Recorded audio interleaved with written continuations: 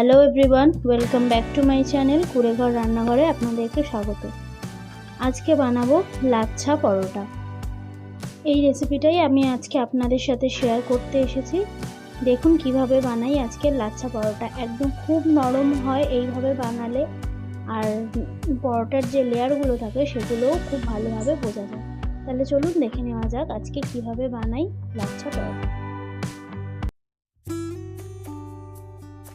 লাচ্ছা পরোটা বানানোর জন্য আমি এখানে 2 কাপ ময়দা আর 1 কাপ আটা নিয়েছি। আমি আটা আর ময়দা দুটোই নিয়েছি। আপনারা চাইলে শুধু ময়দা দিয়েও করতে পারেন, আর পরিমাণটাও আপনাদের মতন কম বেশি বাড়িয়ে বা কমিয়ে নিতে পারেন।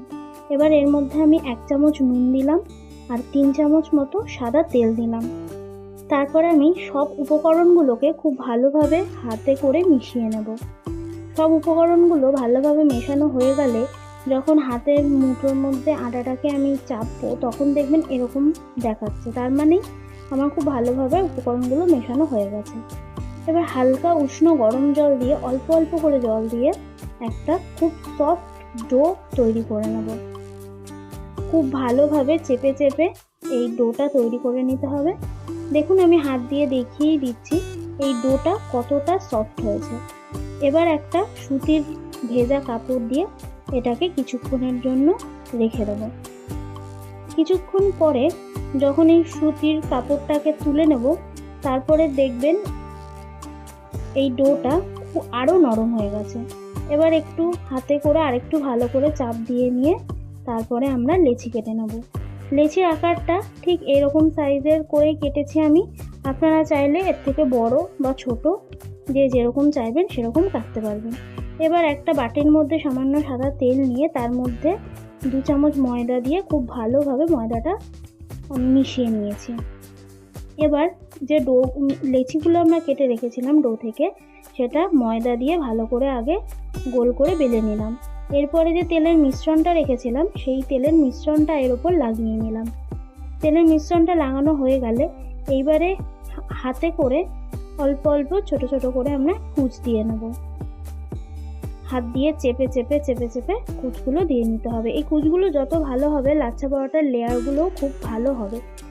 এবার লম্বা করে প্রথমে আমরা চেপে চেপে কুচটা দিয়ে নিলাম। এরপর আমরা এটাকে গোল গোল গোল করে রেখে দেব। গোল হয়ে গেছে, এবার এটাকে আমরা আবার বেলে নেব। এপিট ওপিট ভালো করে দিয়ে আমরা এটাকে বেলে নিচ্ছি। দেখুন মাঝখানে কি সুন্দর লেয়ারগুলো বোঝা যাচ্ছে, মানে এটা দেখা যাচ্ছে, এখনই দেখা যাচ্ছে লেয়ারগুলো। এবার এটা বেলা হয়ে গেলে একটা তাওয়া গরম করে সেই তাওয়ার মধ্যে রুটিটা এপিট ওপিট ভালো করে সেঁকে নেব। একটা পিঠ সেঁকা হয়ে গেলে সেখানে একটু তেল দিয়ে সেটাকে ভেজে নেব, আবার উল্টো পিঠটাও তেল দিয়ে ভেজে নেব। এইভাবে প্রত্যেকটা লাচ্ছা পরোটা একে একে করে নিয়েছি। এবার আপনারা এটা আলুর দম দিয়ে বা চিকেনের যে কোনো আইটেম দিয়ে আপনারা পরিবেশন করতে পারেন। চিকেনের যে কোনো আইটেম দিয়ে লাচ্ছা পরোটা দারুণ লাগে খেতে। তো সবাই একবার বাড়িতে ট্রাই করবেন এবং জানাবেন যে আমাদের আজকের এই রেসিপিটা কেমন লাগলো আপনাদের। আর আমাদের ফেসবুক পেজের লিঙ্ক ডেসক্রিপশন বক্সে দেওয়া আছে, আপনারা সেখান থেকে প্লিজ আমাদের ফেসবুক পেজটাকে ফলো করে দেবেন। আর সাথে আমার ইউটিউব চ্যানেলটাকে লাইক কমেন্ট শেয়ার করতে ভুলবেন না, আর অবশ্যই সাবস্ক্রাইব করে দেবেন। তাহলে আজকের মতো টাটা।